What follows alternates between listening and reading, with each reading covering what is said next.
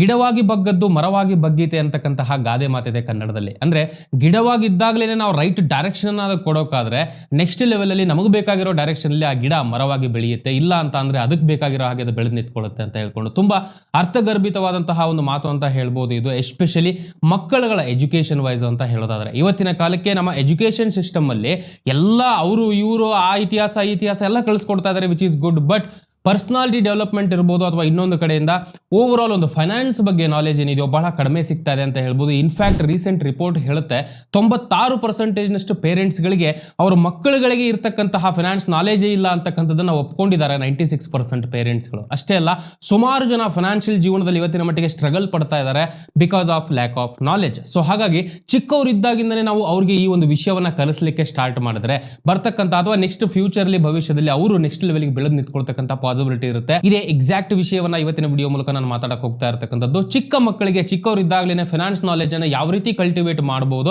10 different points ಗಳನ್ನ ನಾನು ಮಾತಾಡಕ್ಕೆ ಹೋಗ್ತಾ ಇದ್ದೀನಿ ವಿತ್ ಪ್ರಾಕ್ಟಿಕಲ್ ಎಕ್ಸಾಂಪಲ್ಸ್. ಕೊನೆವರೆಗೂ ನೋಡಿ, ಸುಮಾರು ವಿಷಯಗಳು ನಿಮಗೆ ಕಲಿಲಿಕ್ಕೆ ಸಿಗುತ್ತೆ. ಸಪೋಸ್ ನೀವು ಡೈರೆಕ್ಟ್ ಆಗಿ ಇಂಡಿವಿಜುವಲ್ ಆಗೂ ಕಲಿಬಹುದು, ನಿಮಗಿಲ್ಲಪ್ಪ ಅಂತಂದ್ರೆ ನಿಮ್ಗೆ ಗೊತ್ತಿರತಕ್ಕಂಥವ್ರಿಗೆ ಯಾರಿಗಾದ್ರೂ ಕೂಡ ನೀವು ಶೇರ್ ಮಾಡಬಹುದು. ಫೈನಾನ್ಸ್ ನಾಲೆಜ್ ಅಂತಕ್ಕಂಥದ್ದು ತುಂಬಾನೇ ಮುಖ್ಯವಾದಂತಹ ಒಂದು ಪಾತ್ರವನ್ನು ವಹಿಸುತ್ತೆ ಇವತ್ತಿನ ಜೀವನದಲ್ಲಿ. ಮುಂದುವರೆದಕ್ಕಿಂತ ಮುಂಚೆ ಇನ್ ಕೇಸ್ ನಿಮ್ಮಲ್ಲಿ ಯಾರಾದ್ರೂ ಮೊದಲನೇ ಬಾರಿಗೆ ನಮ್ಮ ವಿಡಿಯೋಸ್ಗಳನ್ನ ನೋಡ್ತಾ ಇದ್ರೆ ದಯವಿಟ್ಟು ಚಾನಲ್ ಸಬ್ಸ್ಕ್ರೈಬ್ ಮಾಡ್ಕೊಳ್ಳಿ, ಹಾಗೆ ಬೆಲ್ ಐಕಾನ್ ಅನ್ನು ಕೂಡ ಕ್ಲಿಕ್ ಮಾಡಿ. ನಮ್ಮ ಕಡೆಯಿಂದ ರೆಗ್ಯುಲರ್ ಅಪ್ಡೇಟ್ಸ್ ವಿತ್ ಪ್ರಿಯಾರಿಟಿ ನಿಮಗೆ ಸಿಗಬೇಕು ಅಂದ್ರೆ. So let's get started.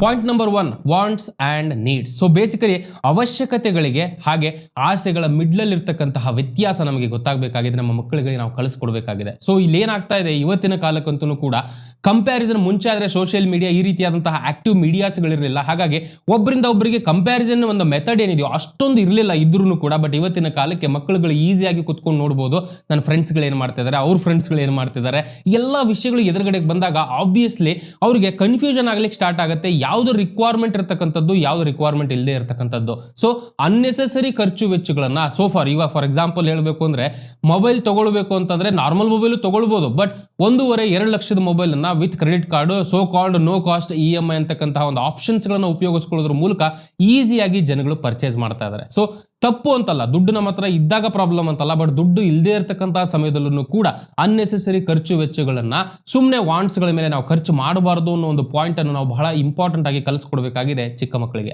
ಯಾವ ರೀತಿ ಇದನ್ನ ಪ್ರಾಕ್ಟಿಕಲ್ ಆಗಿ ಅವ್ರಿಗೆ ಕಲಿಸ್ಕೊಡ್ಬೋದಪ್ಪ. ಫಾರ್ ಎಕ್ಸಾಂಪಲ್ ಹೇಳಬೇಕು ಅಂತಂದ್ರೆ ಈಗ ನಾವೆಲ್ಲ ಒಂದ್ ಹತ್ರ ಮಾರ್ಕೆಟ್ ಹೋಗಿರ್ತೀವಿ ಅಥವಾ ಒಂದು ಶಾಪಿಂಗ್ ಅಂತ ಹೋದಾಗ ಅವ್ರಿಗೆ ಅಲ್ಲಿರ್ತಕ್ಕಂತಹ ರ್ಯಾಕ್ ಅಲ್ಲಿ ಇರ್ತಕ್ಕಂತಹ ಒಂದು ಚಾಕ್ಲೇಟ್ ಹಾಗೆ ಅಕ್ಕಿ ಪಾಕೆಟ್ ಅನ್ನ ತೋರಿಸ್ಕೊಂಡು ಯಾವುದು ಅದರಲ್ಲಿ ಆಸೆ ಹಾಗೆ ಅವಶ್ಯಕತೆ ಅಂತಕ್ಕಂಥದ್ದನ್ನ ಅವ್ರಿಗೆ ಕೇಳೋದ್ರ ಮೂಲಕ ಅಥವಾ ಈ ತರ ಬೇಸಿಕ್ ವಿಷಯಗಳಲ್ಲಿ ಅವರಿಗೆ ಇದರಲ್ಲಿ ಇರ್ತಕ್ಕಂಥ ವ್ಯತ್ಯಾಸವನ್ನ ನಾವು ಇವತ್ತಿನ ಮಟ್ಟಿಗೆ ಕಲಿಸ್ಕೊಡ್ಬಹುದು. ನೆಕ್ಸ್ಟ್ ಬರ್ತಕ್ಕಂಥ main point, let them earn their own money. So basically ಅವ್ರಿಗೆ ಬೇಕಾಗಿರ್ತಕ್ಕಂಥ ಹಣ ಏನಿದೆಯೋ ಅದು ಚಿಕ್ಕ ಪುಟ್ಟ ವಿಷಯಕ್ಕೆ ಬೇಕಾಗಿರ್ಬೋದು, ಬಟ್ ಆ ವಿಷಯದ ಹಿಂದೆ ಎಷ್ಟು ಶ್ರಮ ಇರುತ್ತೆ ಅನ್ನೋದನ್ನ ಅವ್ರಿಗೆ ಚಿಕ್ಕವರಿದ್ದಾಗಿಂದನೇ ಕಲಿಸಕ್ಕೆ ಸ್ಟಾರ್ಟ್ ಮಾಡಿದ್ರೆ ರೂಪಾಯಿಯ ಬೆಲೆ ಅವರಿಗೆ ಗೊತ್ತಾಗ್ಲಿಕ್ಕೆ ಸ್ಟಾರ್ಟ್ ಆಗುತ್ತೆ.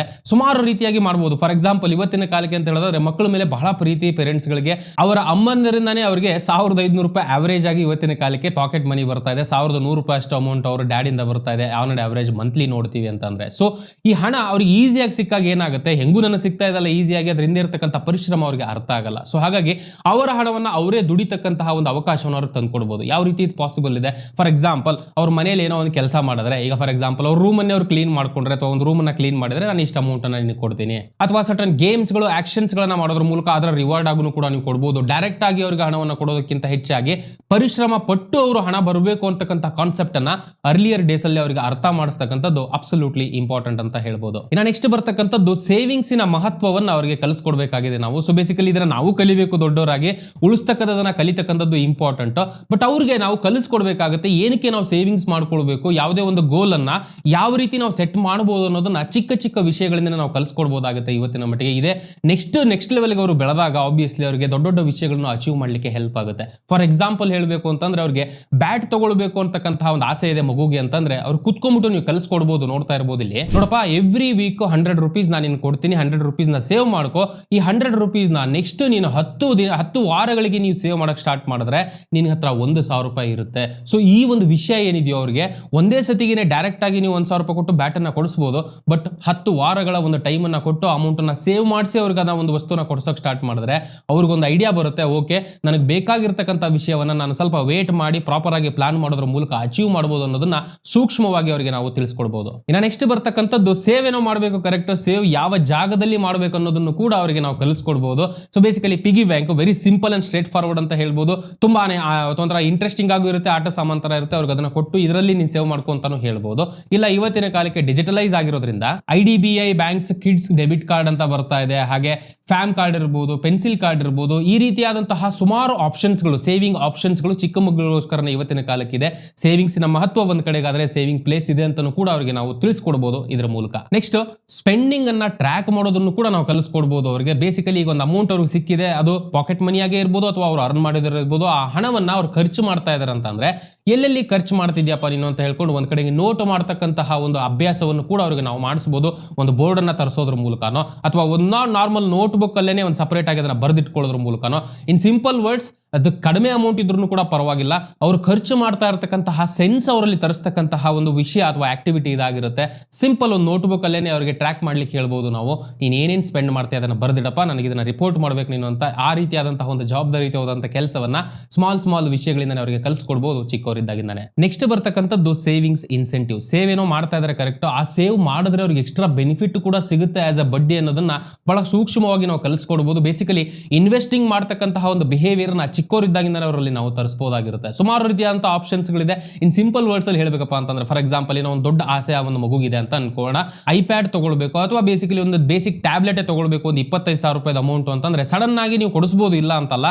ಬಟ್ ಅದ್ರ ಬದಲು ಅವ್ರಿಗೆ ನೀನಪ್ಪ ನೀನು ಸಟನ್ ಅಮೌಂಟ್ ಏನಿದೆ ನೀವು ಬರ್ತಾ ಇರ್ತಕ್ಕಂಥ ಪಾಕೆಟ್ ಮನಿನ ಸೇವ್ ಮಾಡ್ಲಿಕ್ಕೆ ಸ್ಟಾರ್ಟ್ ಮಾಡೋ, ಒಂದು ಸಟನ್ ಅಮೌಂಟ್ ಆದ್ಮೇಲೆ 50% ನಷ್ಟು ಇನ್ಸೆಂಟಿವ್ ಅನ್ನ ನಾನು ಕೊಡ್ತೀನಿ ನಿನಗೆ ಅಂತ ಹೇಳಿದಾಗ ರಿವಾರ್ಡ್ ಸಿಸ್ಟಮ್ ಆಕ್ಟಿವೇಟ್ ಆಗುತ್ತೆ ಮಕ್ಕಳುಗಳಿಗೆ. ಆಬ್ವಿಯಸ್ಲಿ ಅವರು ಹಣವನ್ನ ಸೇವ್ ಮಾಡ್ತಕ್ಕಂತಹ ಒಂದು ಬಿಹೇವಿಯರ್ ಒಂದ್ ಕಡೆಗಾದ್ರೆ ಅವ್ರಿಗೂ ಇಂಡೈರೆಕ್ಟ್ ಆಗಿ ಅರ್ಥ ಆಗ್ಲಿಕ್ಕೆ ಸ್ಟಾರ್ಟ್ ಆಗುತ್ತೆ. ಹಣ ಸೇವ್ ಮಾಡಿದ್ರೆ ಅದ್ರ ಜೊತೆಗೆ ಹಣಕ್ಕೆ ಬೆಳೀತಕ್ಕಂಥ ಪವರ್ ಇದೆ ಅಂತಕ್ಕಂಥದ್ದನ್ನ ಬಹಳ ಸೂಕ್ಷ್ಮವಾಗಿ ನಾವು ಕಲಿಸ್ಕೊಡ್ಬೋದು. ನೋಡ್ತಾ ಇರ್ಬೋದು ನೀವು ಇಲ್ಲಿ ಚೈಲ್ಡ್ ಸೇವಿಂಗ್ಸ್ ಒಂದೊಂದು 1,000 ರೂಪಾಯಿ ಅಷ್ಟು ಅವ್ರ ಅಮೌಂಟ್ ನ ಸೇವ್ ಮಾಡ್ತಾ ಇದ್ದಾರೆ. 5 ವೀಕಿಗೆ ಸೇವ್ ಮಾಡಿದಾರ ಅಂತಂದ್ರೆ ಪೇರೆಂಟ್ಸ್ ಕಾಂಟ್ರಿಬ್ಯೂಷನ್ 500 ರೂಪಾಯಿ ಎಕ್ಸ್ಟ್ರಾ ನೀವು ಕೊಡ್ತಾ ಇದ್ದೀರಾ ಅಂತ ಅನ್ಕೋಣ. 50% ನಷ್ಟು ಅವ್ರು ಸೇವ್ ಮಾಡಿರೋದಕ್ಕೆ ಟೋಟಲ್ ಸೇವಿಂಗ್ಸ್ 7,500 ರೂಪಾಯಿ ಆಗುತ್ತೆ 5 ವೀಕಿಗೆ. ಸೊ ರಿಮೈನಿಂಗ್ ಬ್ಯಾಲೆನ್ಸ್ ಜಸ್ಟ್ 17,500 ರೂಪಾಯಿ ಅಷ್ಟಾಗಿರುತ್ತೆ.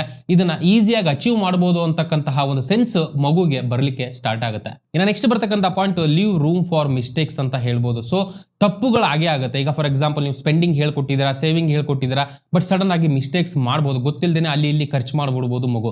It's fine. ಸೊ ಆ ಒಂದು ಸಂದರ್ಭದಲ್ಲಿ ನೀವು ಎಕ್ಸ್ಟ್ರಾ ಸಪೋರ್ಟ್ ಆಗಿ ನಿಂತ್ಕೊಳ್ಬಾರ್ದು. ಸೊ ಅವ್ರಿಗೆ ಅರ್ಥ ಮಾಡಿಸ್ಬೇಕು, ನೀವು ಅನ್ನೆಸೆಸರಿ ಪ್ಲಾನಿನ ಪ್ರಕಾರ ಸ್ಪೆಂಡ್ ಮಾಡಿಲ್ಲ ಅಂತ ಅಂದ್ರೆ ನೀನ್ ಏನ್ ಕಷ್ಟ ಅನುಭವಿಸಬಹುದು. ಅವ್ರು ಏನೋ ಒಂದು ಅನ್ಕೊಂಡಿರ್ತಾರೆ, ಒಂದು ಗೊಂಬೆ ತಗೊಳ್ಬೇಕು ಅಂತ ಅನ್ಕೊಂಡು ಸೇವ್ ಮಾಡ್ತಾ ಇದಾರೆ ಅಂತ ಅನ್ಕೊಳ್ಳೋಣ. ನೀವು ಇಲ್ಲ ಏನೋ ಒಂದು ಬೇರೆದಕ್ಕೆ ಸ್ಪೆಂಡ್ ಮಾಡಿದ್ದಾರೆ ಈ ಸಂದರ್ಭದಲ್ಲಿ ಅಂತಂದ್ರೆ ಮತ್ತೆ ಎಕ್ಸ್ಟ್ರಾ ಹಣವನ್ನು ಕೊಟ್ಟು ಆ ಗೊಂಬೆನ ಅವ್ರಿಗೆ ಕೊಡ್ಸೋದಲ್ಲ. ವೇಟ್ ಮಾಡಿಸಿ ಮತ್ತೆ ಇನ್ನೊಂದು ಸ್ವಲ್ಪ ಟೈಮ್ ಅನ್ನ ಕೊಟ್ಟು ಆ ಗೊಂಬೆನ ತಗೊಳ್ತಕ್ಕಂಥ ಪ್ರೊಸೆಸ್ ಅನ್ನು ಅವ್ರಿಗೆ ತರಿಸಿದಾಗ ಆ ಇನ್ವೆಸ್ಟಿಂಗ್ ಅಲ್ಲಿ ಇರ್ತಕ್ಕಂಥ ಶಿಸ್ತು ಏನಿದೆ, ಡಿಸಿಪ್ಲಿನ್ ಆಟೋಮೆಟಿಕಲಿ ಅವ್ರಿಗೆ ಬರ್ಲಿಕ್ಕೆ ಸ್ಟಾರ್ಟ್ ಆಗುತ್ತೆ ಇನ್ವೆಸ್ಟ್ಮೆಂಟ್ ಸೇವಿಂಗ್ಸ್ ಅಲ್ಲಿ ಇರ್ತಕ್ಕಂಥದ್ದು. Point number 8, as a creditor ಆಗಿನೂ ಕೂಡ ನೀವು ಅವರಿಗೆ ಸಾಲವನ್ನ ಕೊಟ್ಟು ಸಾಲದಿಂದ ಆಗ್ತಕ್ಕಂಥ ಪೇನ್ ಪಾಯಿಂಟ್ ಅನ್ನ ಚಿಕ್ಕವರಿದ್ದಾಗಿಂದಾನೆ ಕಲಿಸ್ಕೊಡ್ಬೋದು. ಫಾರ್ ಎಕ್ಸಾಂಪಲ್ ಹೇಳಬೇಕು ಅಂತಂದ್ರೆ 15,000 ರೂಪಾಯಿ ಸ್ಮಾರ್ಟ್ ಫೋನ್ ಅನ್ನ ಮಗು ತಗೊಳ್ಬೇಕು ಅಂತ ಆಸೆ ಇಟ್ಕೊಂಡು ಅಮೌಂಟ್ ಅನ್ನ ಸೇವ್ ಮಾಡ್ತಾ ಇದೆ ಅಂತ ಅನ್ಕೊಳ್ಳೋಣ. 7,000 ರೂಪಾಯಿ ಅಷ್ಟು ಅಮೌಂಟ್ ಅನ್ನ ಮಗು ಸೇವ್ ಮಾಡಿದೆ. ಇನ್ ಮಿಕ್ಕಿರ್ತಕ್ಕಂಥ ಹಣವನ್ನ ಡೈರೆಕ್ಟ್ ಆಗಿ ಕೊಡೋದಲ್ಲ, ಅವ್ರಿಗೆ ಹೇಳ್ಬಿಟ್ಟೇನೆ ಕೊಡಬೇಕು. ನೋಡಪ್ಪ, ನಾನು ಈ ಎಕ್ಸ್ಟ್ರಾ ಕಾಸ್ಟ್ ಅನ್ನ ನೀನು ಕೊಡ್ತಾ ಇದ್ದೀನಿ, ಇದಕ್ಕೆ ಇಂಟ್ರೆಸ್ಟ್ ಚಾರ್ಜ್ ಆಗುತ್ತೆ, ಇಂಟ್ರೆಸ್ಟ್ ಸಮೇತ ನನಗೆ ವಾಪಸ್ ನೀನು ಕೊಡಬೇಕು ಅನ್ನೋ ಒಂದು ಪಾಯಿಂಟ್ ಅನ್ನು ಅವರಿಗೆ ಸೂಕ್ಷ್ಮವಾಗಿ ನೀವು ತಿಳಿಸ್ಕೊಡ್ಬೇಕು. ನೋಡ್ತಾ ಇರಬಹುದು ನೀವು. ಸೊ ಬೇಸಿಕಲಿ 2,000 ರೂಪಾಯಿದಷ್ಟು repayment from allowance, basically EMI ತರ ಅವ್ರಿಗೆ ಕೆಲಸ ಮಾಡುತ್ತೆ, ಅವ್ರ ಕಡೆಯಿಂದ ನೀವು ಕಲೆಕ್ಟ್ ಮಾಡ್ಕೊಳ್ಬಹುದು. ಅವ್ರಿಗೆ ಅರ್ಥ ಆಗ್ಲಿಕ್ಕೆ ಸ್ಟಾರ್ಟ್ ಆಗುತ್ತೆ ಇನಿಷಿಯಲ್ ಲೋನ್ ಎಷ್ಟಿತ್ತು, ಅದರಿಂದ ಎಷ್ಟು ಕಡಿಮೆ ಅಕೌಂಟ್ ಬಂತು, ಇಂಟ್ರೆಸ್ಟ್ ರೇಟ್ ಅವ್ರು ಕಟ್ತಾ ಇದ್ದಾರೆ, ಯಾವ ರೀತಿ ಅವರಿಗೆ ಓವರ್ ಆಲ್ ಇಂಟ್ರೆಸ್ಟ್ ಚಾರ್ಜಸ್ ಗಳು ಬೀಳ್ತಾ ಇದೆ ಅಂತಕ್ಕಂಥ ವಿಷಯವನ್ನ ಸೂಕ್ಷ್ಮವಾಗಿ ನೀವು ಇಲ್ಲಿ ತಿಳಿಸ್ಕೊಡ್ಬಹುದು. ಇನ್ನು ನೆಕ್ಸ್ಟ್ ಬರ್ತಕ್ಕಂಥ ಬಿಗ್ಗೆಸ್ಟ್ ಪಾಯಿಂಟ್ ತುಂಬಾ ಅವಾಯ್ಡ್ ಮಾಡ್ಬಿಡ್ತೀವಿ ನಾವು ಆಸ್ ಅ ಪೇರೆಂಟ್ಸ್ ಅಂತ ಅಂದಾಗ, ಅಥವಾ ಒಬ್ಬ ಕೇರ್ ಟೇಕರ್ ಅಂತ ಇದೀವಿ ಅಂತಂದ್ರೆ ಆ ಮಗುವಿನ ಜೊತೆ ನಾವು ಫೈನಾನ್ಸ್ ವಿಷಯವಾಗಿ ಮಾತಾಡಲ್ಲ. ಸೊ ಆ ರೀತಿಯಂತ ಸಂದರ್ಭದಲ್ಲಿ ಅವ್ರಿಗೆ ಏನಾಗುತ್ತೆ, ಅದ್ರ ಬಗ್ಗೆ ನಾಲೆಜ್ ಇರಲ್ಲ. ಸುಮಾರು ಜನ ಮಾಡ್ತಕ್ಕಂಥ ಕಾಮನ್ ಮಿಸ್ಟೇಕ್ ಅಂತ ಹೇಳ್ಬೋದು ಪೇರೆಂಟಿಂಗ್ ಅಲ್ಲಿ. ಹಣಕಾಸಿನ ವಿಚಾರವಾಗಿ ಅವ್ರ ಹತ್ರ ನಾವು ಓಪನ್ ಆಗಿ ಮಾತಾಡ್ತಕ್ಕಂಥದ್ದು ಇವತ್ತಿನ ಮಟ್ಟಿಗೆ ಸಖತ್ ಇಂಪಾರ್ಟೆಂಟ್ ರೋಲ್ ನ ಪ್ಲೇ ಮಾಡುತ್ತೆ. ಕೊನೆಯದಾಗಿ ಬರ್ತಕ್ಕಂತಹ ಪಾಯಿಂಟ್ ಸೆಟ್ ಎಕ್ಸಾಂಪಲ್. ಬರೀ ಹೇಳ್ಕೊಡೋದಲ್ಲ, ಪುರಾಣ ಹೇಳಲಿಕ್ಕೆ ಎಲ್ರಿಗೂ ಬರುತ್ತೆ, ಬಟ್ ಫಸ್ಟ್ ಲೆವೆಲ್ ಅಲ್ಲಿ ನಾವು ಅದನ್ನ ಇಂಪ್ಲಿಮೆಂಟ್ ಮಾಡ್ತಾ ಇದೀವ. ಮಕ್ಕಳುಗಳು ನಾವು ಹೇಳ್ಕೊಡೋದನ್ನ ಕೇಳೋದಕ್ಕಿಂತ ಹೆಚ್ಚಾಗಿ ನಾವೇನು ಮಾಡ್ತಾ ಇದೀವೋ ಅದನ್ನ ಅನುಸರಿಸ್ತಕ್ಕಂಥದ್ದು ಜಾಸ್ತಿ ಅಂತ ಹೇಳ್ಬೋದು. ಅವರಲ್ಲಿ ನಾವು ಬದಲಾವಣೆಗಳನ್ನ ತರಿಸಬೇಕು ಅಂತ ಅನ್ಕೊಂಡು ಸುಮ್ಮನೆ ಬೈಯೋದಲ್ಲ ಅವ್ರಿಗೆ, ನಮ್ಮಲ್ಲಿ ಆ ಬದಲಾವಣೆಗಳನ್ನ ನಾವು ತಂದ್ಕೊಂಡಿದೀವ ಅಂತ ಫಸ್ಟ್ ಲೆವೆಲ್ ಅಲ್ಲಿ ಕ್ವಶನ್ ಕೇಳ್ಕೋಬೇಕಾಗಿದೆ ನಾವು ಇವತ್ತಿನ ಕಾಲಕ್ಕೆ. ದುರದೃಷ್ಟವಶಾತ್ ನೋಡ್ಬೇಕಪ್ಪ ಅಂತಂದ್ರೆ ಇವತ್ತಿನ ಕಾಲಕ್ಕೆ 75% ಭಾರತೀಯರು ಎಮರ್ಜೆನ್ಸಿ ಫಂಡ್ ಅನ್ನೇ ಇಟ್ಕೊಂಡಿಲ್ಲ. ಏನಾದರೂ ಅವಘಡಗಳಾದ್ರೆ ಇಮಿಡಿಯೇಟ್ ಆಗಿ ಹ್ಯಾಂಡಲ್ ಮಾಡ್ತಕ್ಕಂಥ ಪರಿಸ್ಥಿತಿಲಿ ಅವರಿಲ್ಲ. ಆ ರೀತಿಯಂತ ಸಂದರ್ಭದಲ್ಲಿ ಅವ್ರ ಮಕ್ಕಳಿಗೆ ಏನು ಅವ್ರು ಹೇಳ್ಕೊಡ್ತಾರೆ. ಸೊ ಫೈನಾನ್ಸ್ ನಾಲೆಜ್ ನ ಬಗ್ಗೆ ಫಸ್ಟ್ ಲೆವೆಲ್ ಅಲ್ಲಿ ನಾವೇ ಕ್ಲಾರಿಟಿ ತಗೊಳ್ಬೇಕು. ಒಂದು ಎಕ್ಸಾಂಪಲ್ ಆಗಿರಬೇಕು ನಮ್ಮ ಮಗುವಿಗೆ ಅಥವಾ ನಮ್ಮ ಎದುರುಗಡೆ ಇರತಕ್ಕಂತಹ ಒಂದು ಮಗುವಿಗೆ ನಮ್ಮನ್ನ ನೋಡಿ ಅವರು ಕಲ್ತ್ಕೊಳ್ತಕ್ಕಂಥ ವಿಷಯವನ್ನ ಪ್ರಾಕ್ಟಿಕಲ್ ಎಕ್ಸಾಂಪಲ್ ಆಗಿ ನಾವು ಅವ್ರ ಎದುರುಗಡೆ ನಿಂತ್ಕೊಂಡ್ರೆ ಅವರು ಕೂಡ ನಮ್ಮನ್ನ ಅನುಸರಿಸತಕ್ಕಂಥ ಪಾಸಿಬಿಲಿಟೀಸ್ ಇರುತ್ತೆ. ನೆಕ್ಸ್ಟ್ ಲೆವೆಲ್ಗೆ ಅವ್ರು ಈಸಿಯಾಗಿ ಫೈನಾನ್ಸ್ ವಿಷಯವಾಗಿ ಬೆಳೀತಕ್ಕಂಥ ಅವಕಾಶಗಳು ಕೂಡ ಇರುತ್ತೆ. ವೆಲ್, ಮನೆಯೇ ಮೊದಲ ಪಾಠಶಾಲೆ ಅಂತ ಹೇಳ್ತಾರೆ. ಪೇರೆಂಟ್ಸ್ ಗಳೇ ಮೊದಲನೇ ಟೀಚರ್ಸ್ ಅಂತ ಹೇಳ್ಬೋದು. ನಾವು ಕರೆಕ್ಟ್ ಆಗಿ ಮಕ್ಕಳುಗಳಿಗೆ ನಾಲೆಜ್ ಅನ್ನ ಕೊಡೋಕಾದ್ರೆ, ನಮ್ಮ ಥ್ರೂನೇ ಕರೆಕ್ಟ್ ಆಗಿ ನಾಲೆಜ್ ಪಾಸ್ ಆಗೋಕಾದ್ರೆ ಅವರು ನೆಕ್ಸ್ಟ್ ಲೆವೆಲ್ಗೆ ಬೆಳೀತಕ್ಕಂತಹ ಒಂದು ಪಾಸಿಬಿಲಿಟೀಸ್ ಗಳು ಜಾಸ್ತಿ ಆಗುತ್ತೆ ಫೈನಾನ್ಸ್ ವಿಷಯವಾಗಿ. ಐ ಹೋಪ್ ನಾನು ಇಲ್ಲಿವರೆಗೂ ಕೊಟ್ಟಿರ್ತಕ್ಕಂಥ ಮಾಹಿತಿಗಳು ನಿಮಗೆ ಇಷ್ಟ ಆಗಿದೆ ಅಂತ ಅನ್ಕೊಳ್ತೀನಿ. ವಿಡಿಯೋ ಇಷ್ಟ ಆದರೆ ದಯವಿಟ್ಟು ವಿಡಿಯೋನ ಲೈಕ್ ಮಾಡಿ, ಹಾಗೆ ನಿಮ್ಗೆ ಗೊತ್ತಿರತಕ್ಕಂಥವರಿಗೆ ಶೇರ್ ಮಾಡಿ. ನಮ್ಮ ಕಡೆಯಿಂದ ಸುಮಾರು ಎಫರ್ಟ್ ಅನ್ನು ಹಾಕ್ತಾ ಇದೀವಿ ಫೈನಾನ್ಸ್ ನಾಲೆಜ್ ಅನ್ನ ನಿಮ್ಮವರೆಗೂ ತಲುಪಿಸಲಿಕ್ಕೆ. ನಿಮ್ಮ ಸಪೋರ್ಟಿನ ಅವಶ್ಯಕತೆ ನಮಗಿದೆ. ನಿಮಗೆ ಫ್ರೀ ಆಗಿರುತ್ತೆ ಲೈಕ್, ಶೇರ್, ಹಾಗೆ ಸಬ್ಸ್ಕ್ರೈಬ್. ಬಟ್ ಇದರಿಂದ ತುಂಬಾ ಒಂದು ಮೋಟಿವೇಶನ್ ಸಿಗುತ್ತೆ ನಮಗೆ ನೆಕ್ಸ್ಟ್ ವಿಡಿಯೋಗೆ ಇನ್ನೂ ಬೆಟರ್ ಆಗಿ ಪ್ರಿಪೇರ್ ಆಗಲಿಕ್ಕೆ. ನಮ್ಮ ಚಾನಲ್ಗೆ ಇನಿಷಿಯಲ್ ಸಬ್ಸ್ಕ್ರೈಬ್ ಮಾಡ್ಕೊಂಡು ವಿಡಿಯೋಸ್ಗಳನ್ನ ಲೈಕ್ ಮಾಡ್ತಾ, ಶೇರ್ ಮಾಡ್ತಾ, ಸಪೋರ್ಟ್ ಮಾಡ್ತಾ ಇರತಕ್ಕಂತಹ ಪ್ರತಿಯೊಬ್ಬ ಸಬ್ಸ್ಕ್ರೈಬರ್ಗೂ ಕೂಡ ಅಂತರಾಳದಿಂದ ಕೃತಜ್ಞತೆಗಳನ್ನ ಹೇಳ್ತಾ ಈ ವಿಡಿಯೋನ ಇಲ್ಲಿಗೆ ಮುಗಿಸ್ತಾ ಇದ್ದೀನಿ. ಮತ್ತೆ ನಿಮಗೆ ನೆಕ್ಸ್ಟ್ ವಿಡಿಯೋದಲ್ಲಿ ಸಿಗ್ತೀನಿ. ಅಲ್ಲಿವರೆಗೂ ಜೈ ಹಿಂದ್.